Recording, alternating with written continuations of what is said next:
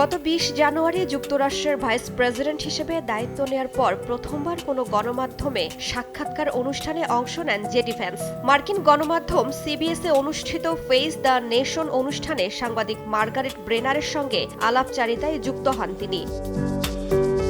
রোববার প্রচারিত ওই সাক্ষাৎকারে ট্রাম্প প্রশাসনের নানা ইস্যু নিয়ে জেডি ভ্যান্সকে একের পর এক প্রশ্ন করেন মার্গারেট। সদ্য বিদায়ী বাইডেন প্রশাসনের বিরুদ্ধে যুক্তরাষ্ট্রের অর্থনীতি ভালোভাবে সামাল না দেওয়ার অভিযোগ ছিল রিপাবলিকানদের। সাক্ষাৎকারে খাদ্যপণ্যের দাম নিয়ে প্রশ্ন করা হলে জেডি ভ্যান্স বলেন, এরই মধ্যে অনেকগুলো নির্বাহী আদেশ জারি করা হয়েছে যা পণ্যের দাম কমাতে সহায়ক হবে, তবে এতে কিছুটা সময় লাগবে বলেও জানান মার্কিন ভাইস প্রেসিডেন্ট। ডোনাল্ড ট্রাম্প গেল ৫ দিনে যা করেছেন তা বাইডেনের ৪ বছরের শাসনামলের চেয়ে বেশি বলে দাবি করেন ভ্যান্স।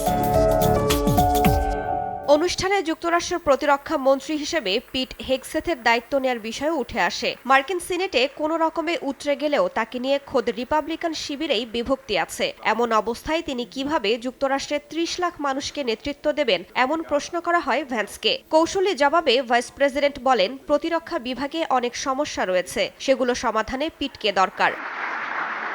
ডোনাল্ড ট্রাম্প ক্ষমতা গ্রহণের পরপরই একাধিক নির্বাহী আদেশে সই করেন। তার মধ্যে অন্যতম ছিল ২০২১ সালের ৬ জানুয়ারি ক্যাপিটল হিলে হামলাকারীদের ক্ষমা করে দেয়া। এই ইস্যুতে কয়েকদিন আগে হামলাকারীদের ক্ষমা পাওয়া উচিত নয় বলে মন্তব্য করলেও সাক্ষাৎকারে সেই অবস্থান থেকে সরে গিয়ে বলেন, ট্রাম্পের এই সিদ্ধান্ত সঠিক ছিল।